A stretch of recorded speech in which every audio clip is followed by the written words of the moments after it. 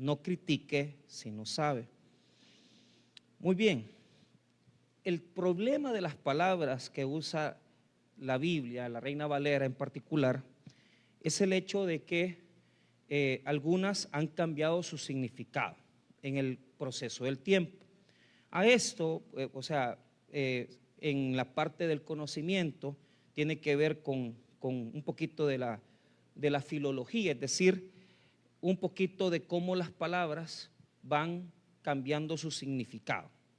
Cuando la Biblia utiliza la palabra juzgar, el error que cometemos es pensar prácticamente en nuestra actualidad, es decir, pensamos en un juicio como venir y ir a un tribunal, presentarlo ante un juez, y consideramos que el juicio solamente es eso, es decir, venir y llevar a una persona a un tribunal.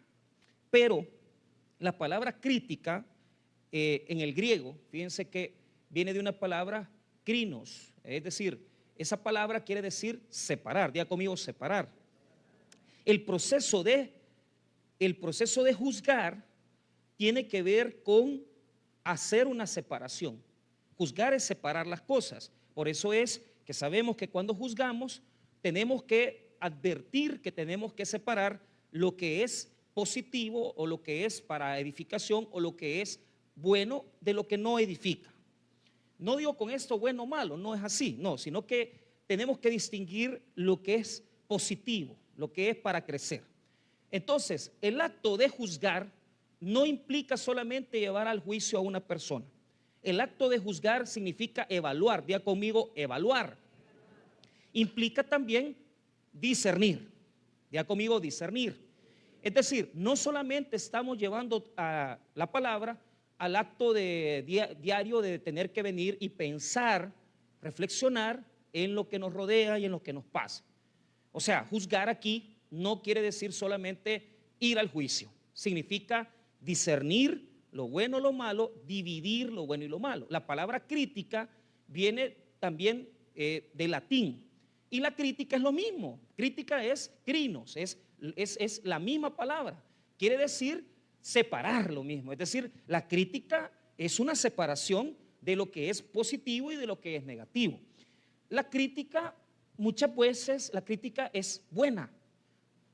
Nuestra forma de desarrollarnos como seres humanos, es decir, cuando estamos prosperando mucho, crecemos como personas, generamos una crítica porque a la gente no le gusta ver que usted prospera. Entonces, cuando una persona está haciendo cosas buenas, normalmente se le señala, se le acusa, pero esa crítica es buena. Esa crítica es buena porque nos hace crecer, y esa crítica es positiva porque es la que produce usted. Usted produce crítica porque está haciendo cosas buenas. Ahora, hay una crítica constructiva. Yo creo que en esa cuestión de constructivo y destructivo, yo no soy mucho o sea, la crítica es la crítica. Y lo que importa en la crítica no es lo que se dice. Lo que importa en la crítica es con qué objetivo y motivación usted lo está haciendo. Porque hay gente que su crítica solo es para destruir. Entonces puede hacer que venga con una palabra bien adornada, bien bonita, se le está diciendo, pero en el fondo se lo está haciendo pedazo. Y usted no sabe el dolor que le está causando a esa persona sus palabras. Entonces, para mí, la crítica no es tanto, sí hay palabras hirientes. Yo creo que es una forma de ofender cuando uno critica con palabras hirientes. Pero cuando una persona es más, digamos, es una persona más prudente, dice las cosas, pero puede hacer que su corazón, lo más profundo de su ser, su deseo sea dañar. Y a esa crítica es a la que le tenemos que tener miedo. ¿Por qué? Porque si usted está hablando de alguien y lo está diciendo para desdeñarlo, es decir, con aquel corazón herido, con aquella cosa que usted sabe que a la persona no le cae bien, es mejor guardarse las palabras, porque definitivamente lo que estamos haciendo no nos corresponde, no es de nosotros hacer eso. Ahora, habiendo dicho un poquito de esto, de crinos, de esa palabra de juzgar, de separar, ya les queda un poquito claro que no siempre es la cuestión de llevar a alguien al juzgado, sino que es cuando yo en mi vida opino o ofendo con mis comentarios. Ahora, diga conmigo, juzgar es bueno. ¿Por qué? Porque juzgar de forma positiva te permite a ti discernir. Imagínese, yo le digo, nunca tiene que juzgar usted. ¿Y cómo no voy a juzgar si el día de mañana vienen y me dice alguien, fíjate que te voy a dar $5,000 si me llevas esta maleta y no preguntas? No, es que la capacidad de juicio la tenemos todos, amén. El problema es usarla mal. La capacidad de juzgar tenemos que usarla de forma positiva. La capacidad de juzgar tiene que ser usada de forma de edificar. Pero cuando usamos la capacidad de juzgar para desdeñar, lo que estamos haciendo es criticar para hacer daño. Y eso no es correcto. Eso no es lo que Dios quiere. Entonces, hay que saber juzgar. Hay que saber juzgar.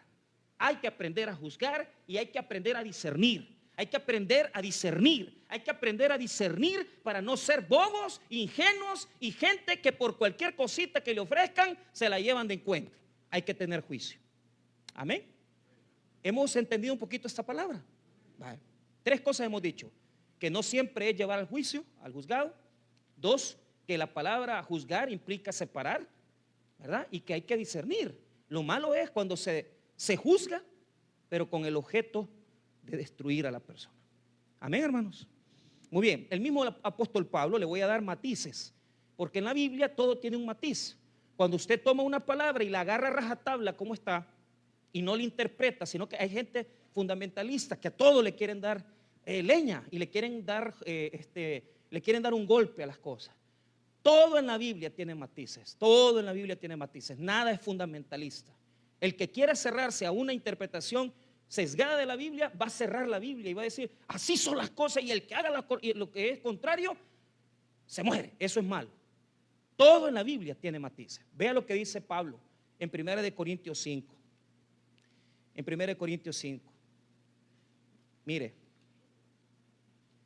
había 1 Corintios 5, verso número 8.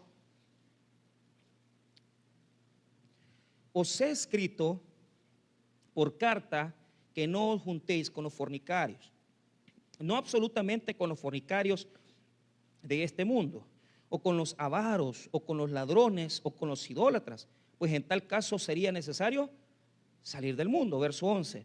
Más bien os escribí que no os juntéis con ninguno, que llamándose hermano fuere fornicario, o avaro, o idólatra, o maldicente, o borracho, o ladrón, con tal ni aún comáis. Verso 12.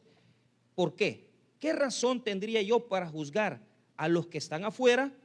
¿No juzgáis vosotros a los que están dentro? Fíjese que Pablo hace 2 preguntas.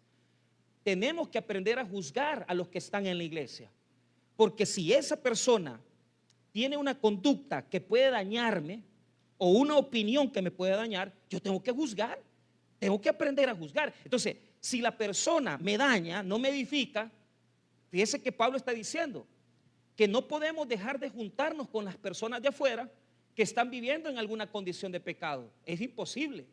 ¿De qué es lo que Pablo está prohibiendo?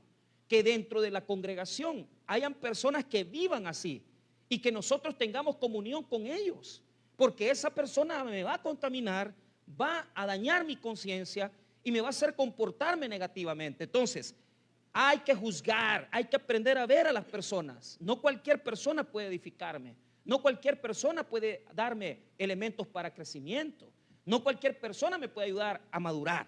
Entonces hay que aprender a juzgar. Ahora, Pablo continúa en el capítulo 6, verso 1 y 2. ¿Osa alguno de vosotros, cuando tiene algo contra otro, ir a juicio delante de los injustos y no delante de los santos?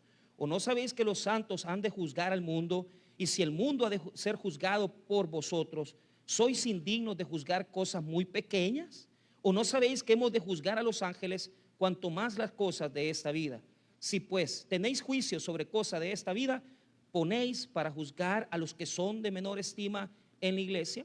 Ahora vea el 5, para avergonzaros lo digo, pues que no hay entre vosotros sabio ni aun uno que pueda juzgar entre sus hermanos, sino que el hermano con el hermano pleitee en juicio, y esto ante los incrédulos. Entonces, ¿qué está hablando? Está hablando Pablo que habían cosas en la iglesia que tenían que ser resueltas dentro de la misma iglesia. Ellos mismos tenían que juzgar las cosas. Aquí sí está usando ya una cuestión ya en la condenación, en la cuestión del juicio futuro, pero también les está haciendo referencia a que hay que saber juzgar nosotros las cosas. Por lo tanto, la palabra juicio tiene su equilibrio y significa, por lo menos desde a la luz de la Reina Valera, la palabra juicio ya cambió bastante, pero podemos decir que es una crítica, una separación entre lo bueno y lo malo. Crítica y juicio pueden separarse técnicamente, pero sabemos que tienen las mismas, digamos, connotaciones, separar las cosas. Muy bien, habiendo dicho esto, vamos a ver el texto. El texto está separado en 3 etapas. Vaya conmigo Mateo, vaya conmigo Mateo. Ya dimos equilibrio a la palabra, ya dimos un poquito digamos, de enseñanza con respecto a la palabra. Ahora metámonos en esto.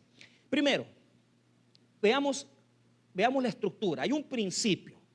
El principio está en el verso 1 y el verso 2 es una ampliación del verso 1. O sea, vuelvo a repetir, el 1 es el principio. El principio es: no juzguéis para que no seáis juzgados. Ese es el principio.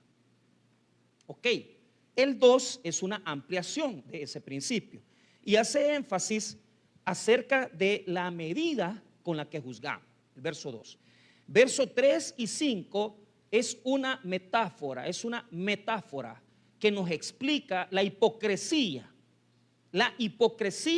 de juzgar a otros, la hipocresía de juzgar a otros. Y el verso número 6 es una exhortación, es decir, nos confronta a aprender a juzgar bien. Por lo tanto, la perícopa, la unidad textual, está dividida en 3 etapas. Un principio general.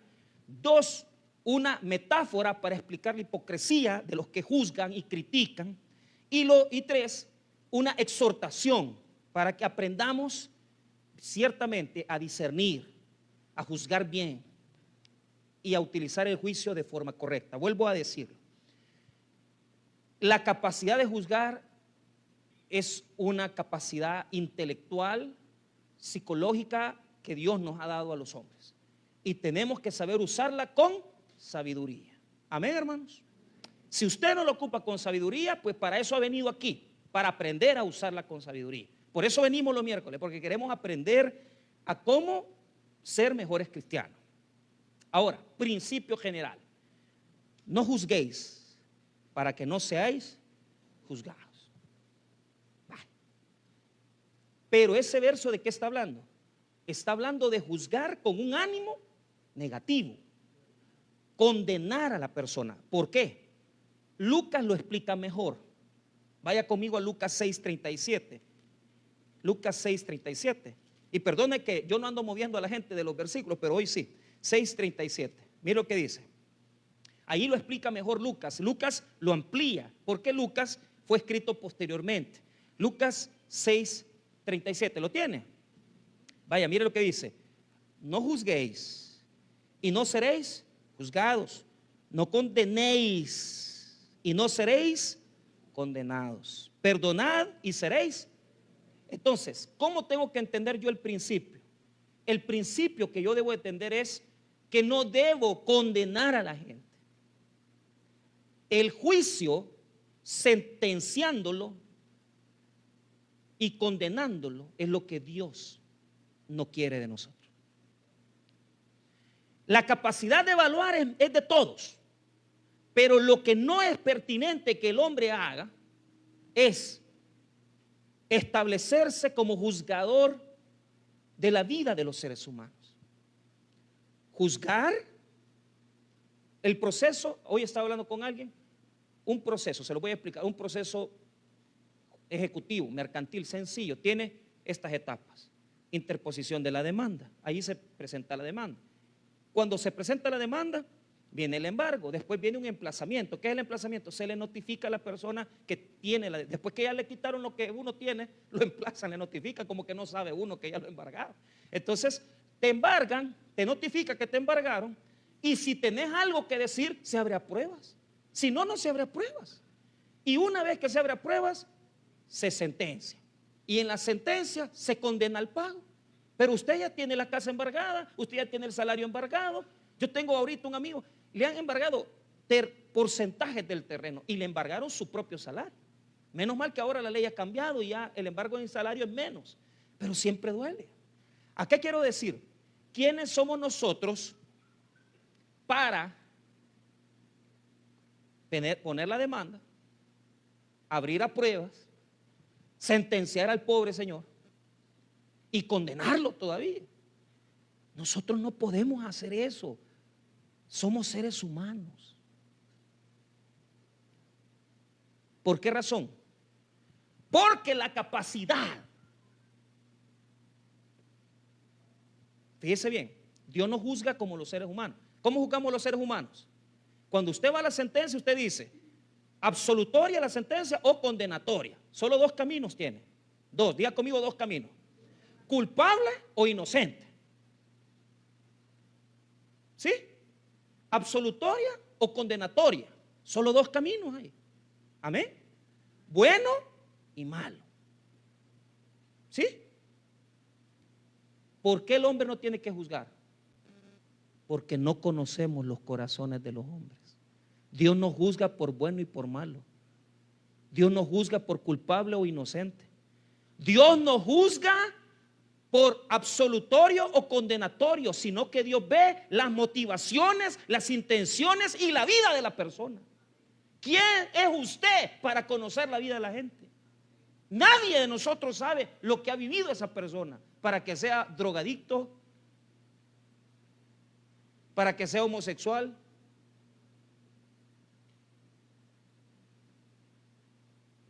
¿Usted lo sabe? No lo sabe. Por eso no podemos juzgar condenándolos. Usted puede ver aparentemente que una persona tiene cierta prosperidad, pero usted no sabe qué es lo que ha sufrido, qué es lo que ha vivido. Usted no conoce. Entonces, ahora cambia, ¿sí o no cambia? ¿Por qué? ¿Qué es lo que nos está prohibiendo la Biblia? El juicio.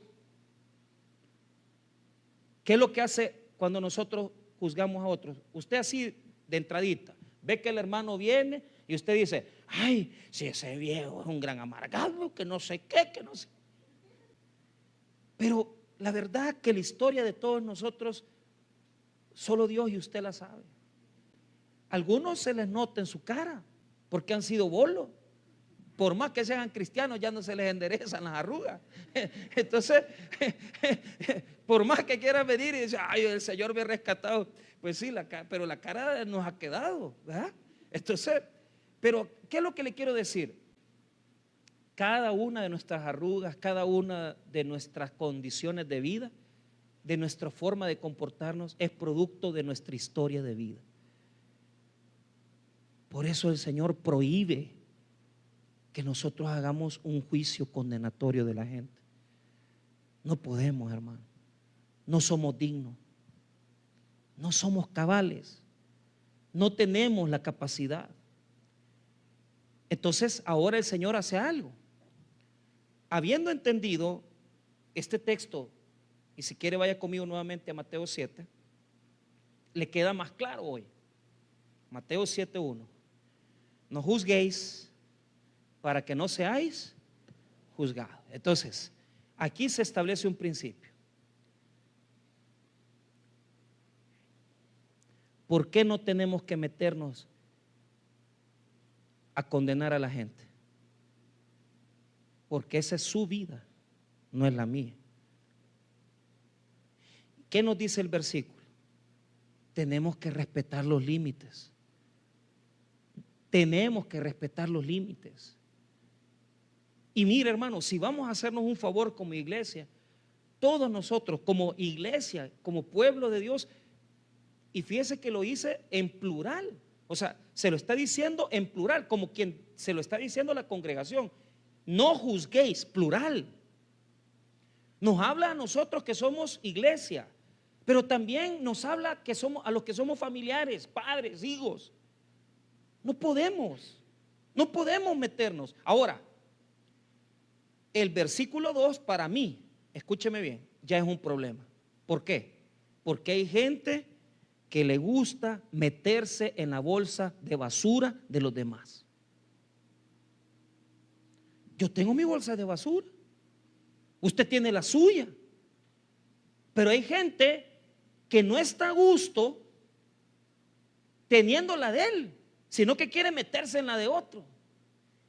Y cuando uno hurga en la basura de las personas, uno puede encontrarse con cosas de la vida de esa gente. Pero le voy a decir algo: si usted de esas personas que le gusta meterse en la vida y en la basura de las personas, tiene que estar dispuesto a que los demás se metan con usted también. Si usted ha condenado, tiene que estar dispuesto a que otro le venga a hurgar lo suyo, porque lo van a hacer. Lo van a hacer. Lo van a hacer. Yo creo, y esto es una opinión mía, que hay gente que quiere saberlo todo. Yo creo que no es bueno saberlo todo. Y es bueno que todos nosotros tengamos un uso prudencial del Facebook y de las redes. Porque ¿qué nos importa la vida de los demás? Querer saberlo todo es condenatorio. Ahora, hay gente que quiere saberlo todo, hay gente que pretende saberlo todo. Ay, ya te contaron,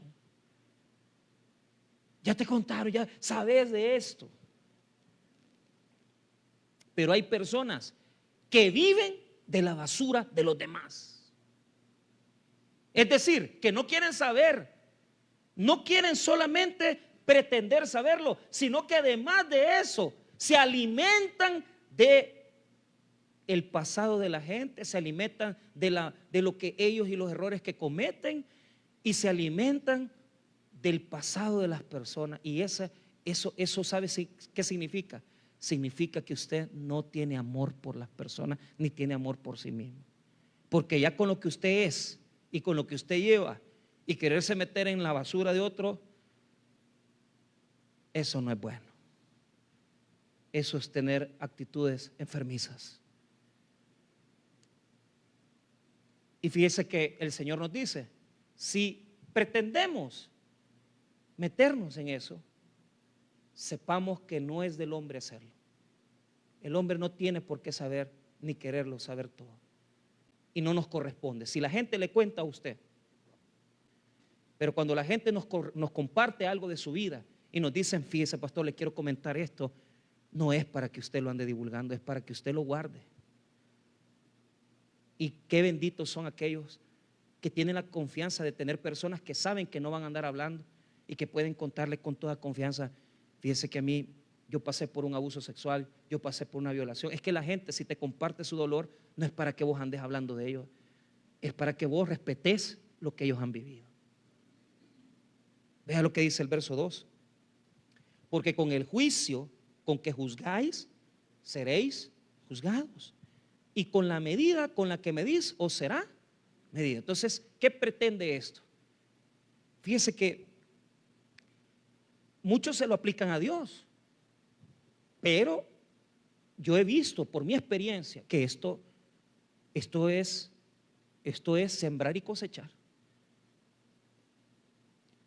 Les voy a explicar por qué. Aquel que más habla de algo proyecta lo que tiene dentro de su corazón. Entonces, aquello que más aborrece es de lo que más él está enfermo.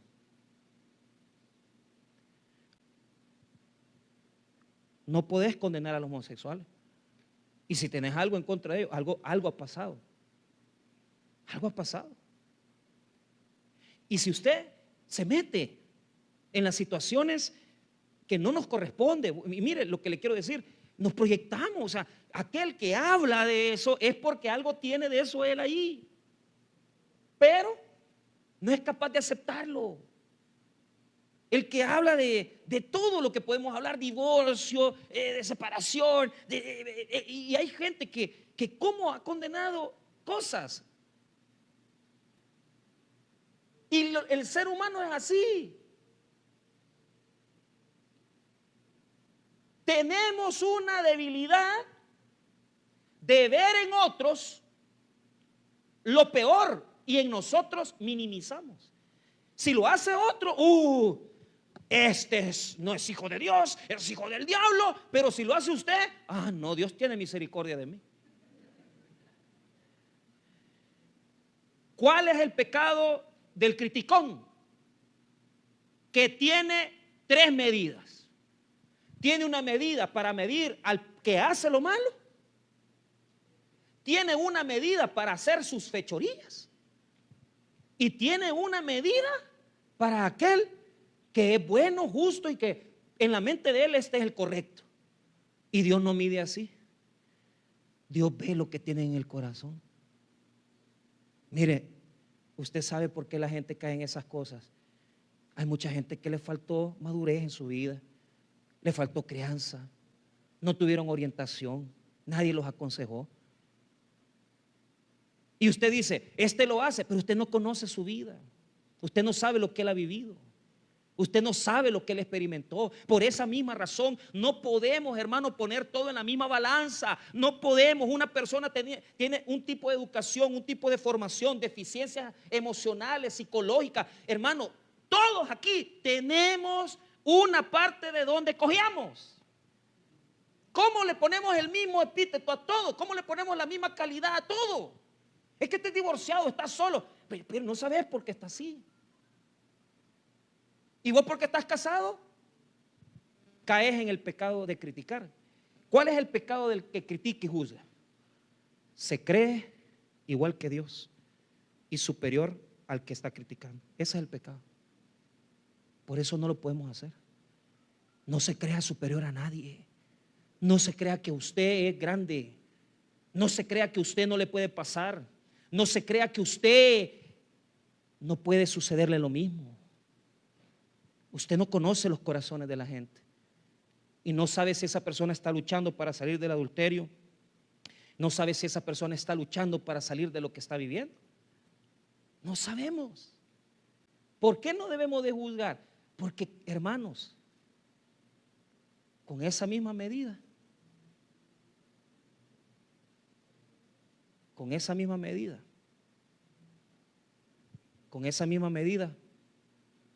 las consecuencias nos van a juzgar. Y si no es usted, son sus hijos. Y por ahí lo van a agarrar. Yo nunca, pero vos no sabes si tus hijos. Andás criticando a las amantes y no sabes que una hija tuya se puede desviar. Vos no sabes eso. ¿Quién sos vos para saberlo? No nos creamos superiores. No creamos nosotros, porque el hombre siempre juega a ser Dios. El hombre siempre juega a saber, a conocer. Jugamos. No, yo lo sé todo. Yo conozco la vida de este. Yo lo vi cuando era mi vecino. Vos no sabés nada de nadie. No te metas en la vida y en la basura de otra gente. Eso le corresponde solo a Dios. Entonces no te metas. No creas que sos superior a él o a ella. Y ahora el ejemplo, verso 3, 4 y 5. Nos está dando 2 figuras en forma de preguntas. Si usted se da cuenta, son cuestionamientos, preguntas. La primera pregunta está en el 3. ¿Y por qué miras la paja que está en el ojo de tu hermano y no echas de ver la viga que está en tu propio ojo? Fíjese que en el griego dice que es una mota. Entonces, ¿a qué se está refiriendo? Tenemos que aprender a examinarnos nosotros mismos. Diga conmigo, examinémonos. La incapacidad de ver que tenemos una viga no nos permite ver realmente y ayudar a otros, porque el versículo está diseñado para enseñarnos.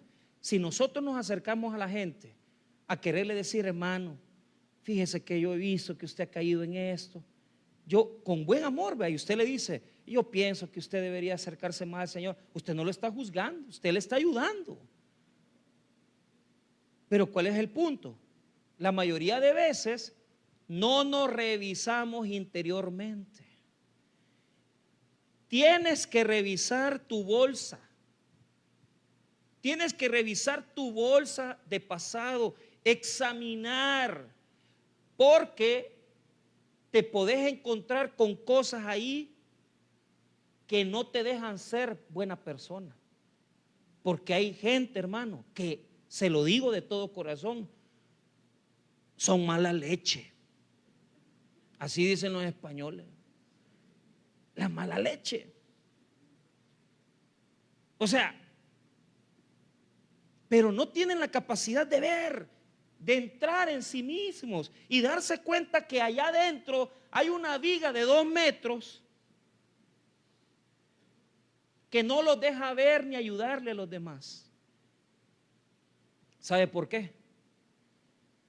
Porque las verdades de los seres humanos son dolorosas y son vigas grandes las que hay, y a veces no las queremos enfrentar nosotros mismos. No estamos capacitados para conocer nuestra propia verdad y tampoco la verdad del otro. Sus propias vigas son suficientes. ¿Para qué va a andar viendo la viga de otro? Ahí dice la mota, pero si usted tiene una viga, ¿cómo no tendrá otra viga escondida? Entonces lo que nos quiere decir el Señor es la capacidad de entrar en nosotros mismos y darnos cuenta lo que hay dentro es más importante que saber lo que hay afuera. Es más importante que usted se conozca, es más importante que usted se examine. Y hay cosas que mejor se queden ahí para siempre. Y les voy a decir algo a ustedes, hijos, que tienen dudas también. Ni le pregunten a sus papás, cállense, no necesitan saberlo, porque podría ser una verdad que te puede hacer tanto daño en tu vida que nunca lo vas a superar. Porque yo he conocido personas que nunca lo superaron. Nunca. Y esa verdad los hundió tanto que hasta se hicieron drogadictos. Y ahí andan vagando en las calles. Porque nunca supieron. Y cuando se dieron cuenta de dónde venían, lo que no pudieron perdonar es a sus madres porque no las pudieron perdonar. Cuando hay adulterios e infidelidades, hay que callarse, no hay que decir todo. Hay que guardar. No todo se tiene que sacar. Si hay gente que usted sabe que le están escondiendo algo, no trate de que esa persona saque lo que tiene dentro. No, si esa persona le comparte, es bendición. Si no, mejor no quiera saberlo, porque usted no es Dios. Por eso no puede meterse en la vida de nadie. Pero bueno, a lo que vamos es, revisemos primero nuestra vida, corazón y basura. Y dejemos de andar hurgando en la basura de otros. Y por eso Jesús termina diciendo, aquella persona que sabiendo que tiene cosas que arreglar en su vida y anda queriendo arreglarle la vida a otro, mire lo que le dice el 5, hipócrita, saca primero la viga de tu propio ojo y entonces verás bien para sacar la paja del ojo de tu hermano. ¿Qué quiere decir? Ayudarnos, tener una conciencia limpia, no andarle queriendo sacar verdades a la gente que no quieren compartir, no andarme queriendo meter en la vida de las personas ni en el corazón de la gente si la gente no me lo quiere decir.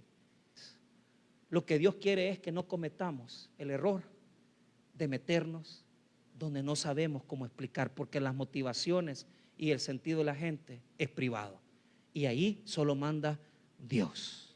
Hay que tener rectitud y no meternos donde no nos corresponde.